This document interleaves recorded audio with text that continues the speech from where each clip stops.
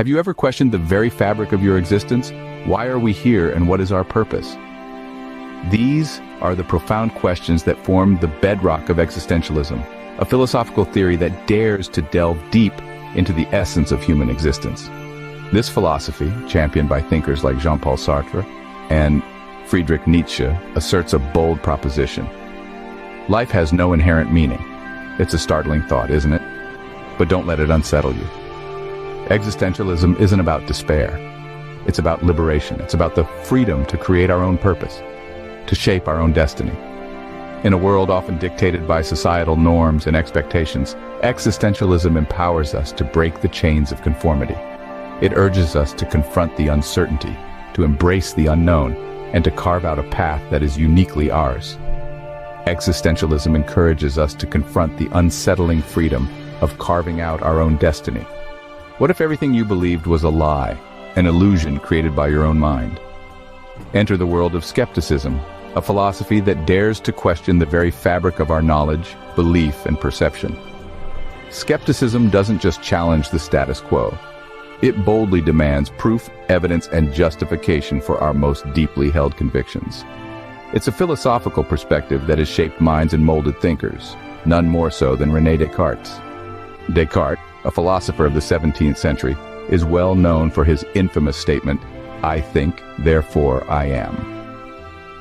With this simple yet profound axiom, he laid the groundwork for the philosophy of skepticism. He argued that because we can doubt everything around us, the only thing we can be truly certain of is our own existence. This powerful philosophy urges us to question the world around us, to probe deeper, and to seek truth beyond surface appearances. Skepticism compels us to question our perceptions, our beliefs, and even our very existence. Can you confidently define what is right and what is wrong? This is where we delve into the realm of ethics, a fascinating branch of philosophy that seeks to address questions about morality. It's about gauging the difference between good and evil, right and wrong, virtue and vice. Let's take a ride through the lanes of ethical theories, starting with consequentialism. This philosophy, as the name suggests, is all about the consequences. It's the belief that the moral worth of an action is determined solely by its outcome. The ends justify the means, as they say. Jeremy Bentham, a prominent figure in this school of thought, believed that an action is right if it promotes happiness and wrong if it produces the reverse. Next, we venture into the territory of deontology. This school of thought, championed by Immanuel Kant, argues that the morality of an action should be based on whether that action itself is right or wrong, under a series of rules, rather than based on the consequences of the action. To put it simply, it's the intent that counts, not the result. But ethics isn't just about defining right and wrong. It's also about the moral obligations we have towards each other and the world around us. It's about asking tough questions like whether it's ever okay to lie, or what our responsibilities are towards future generations. It's worth noting that these ethical theories, while distinct, aren't mutually exclusive. They can intertwine, clash, and even complement each other, adding to the richness of moral philosophy. And while philosophers have spent centuries debating these theories, there's still no definitive answer, no one-size-fits-all solution to the dilemmas we face. But that's what makes ethics so captivating. It's a continuous exploration, a journey rather than a destination. So, the next time you're faced with a difficult decision, remember this. You're not just choosing between options. You're navigating a vast ethical landscape shaped by centuries of philosophical thought. Ethics sets the stage for the complex dance between right and wrong, guiding our moral compass. How do you know what you know, and how do you know that you know it? This is the central question of epistemology, the branch of philosophy concerned with the nature and scope of knowledge and belief. It invites us to ponder, how do we discern between what is true and what is false? What is the difference between knowledge and mere belief? This pursuit of knowledge has been a subject of interest for many philosophers. For instance, John Locke, an influential Enlightenment thinker, proposed that all knowledge comes from sensory experience. He argued that we are born as blank slates and all our knowledge is gained through experiences. On the other hand, Plato, the ancient Greek philosopher, suggested that knowledge is innate and simply needs to be remembered. He believed that our souls hold universal truths, and learning is merely a process of uncovering these truths. Epistemology challenges us to scrutinize the foundations of our knowledge. So what do you truly know? Can you trust the reasoning that leads you to your conclusions? This question brings us to the art of logic, a cornerstone in philosophy. Logic is the study of valid reasoning, the techniques we use to distinguish good arguments from bad ones. It's a tool that helps us navigate the world around us, make decisions, and understand complex issues. Now let's take a step back in time to ancient Greece, where Aristotle, the father of logic, is laying the groundwork for this discipline. He believed that a well-structured argument following the right rules leads us closer to the truth. This is the essence of Aristotelian logic.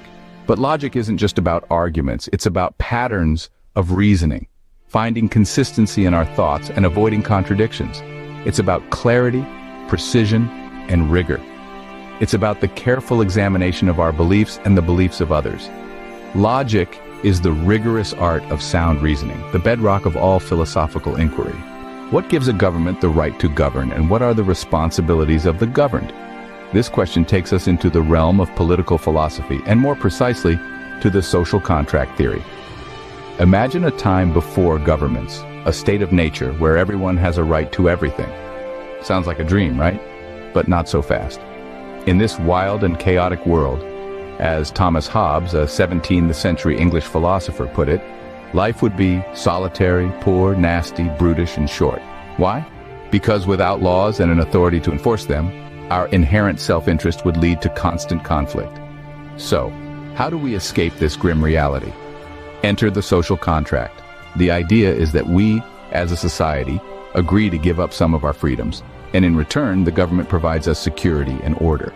We essentially trade liberty for safety.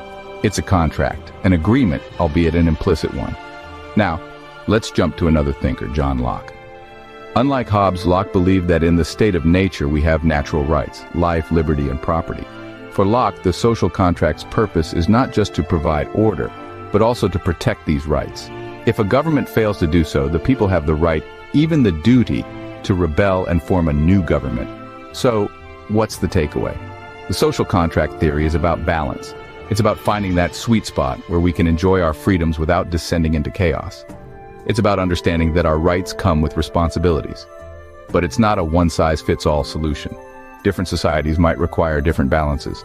And that's where the real challenge lies, in the constant negotiation between the individual and the collective, between freedom and security. Political philosophy probes the relationship between individuals and society, between the governed and the governing.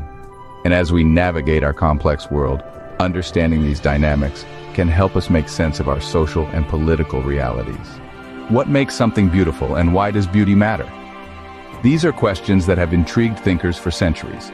Welcome to the philosophy of aesthetics, a realm where beauty and the sublime are not just concepts, but gateways into understanding human experience. Let's start with Immanuel Kant, who saw beauty as a universal pleasure, a joy that transcends personal taste. He proposed that when we find something beautiful, we feel a harmonious relationship between our minds and the world around us. On the other hand, the sublime, according to Kant, is an overwhelming feeling, almost terrifying in its grandeur. Yet it fills us with a sense of awe and admiration. Edmund Burke, another philosopher, took a different view.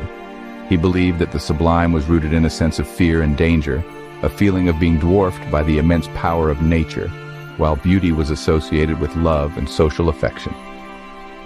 Aesthetics explores the profound human response to beauty and the sublime, a response that can lift us beyond the ordinary.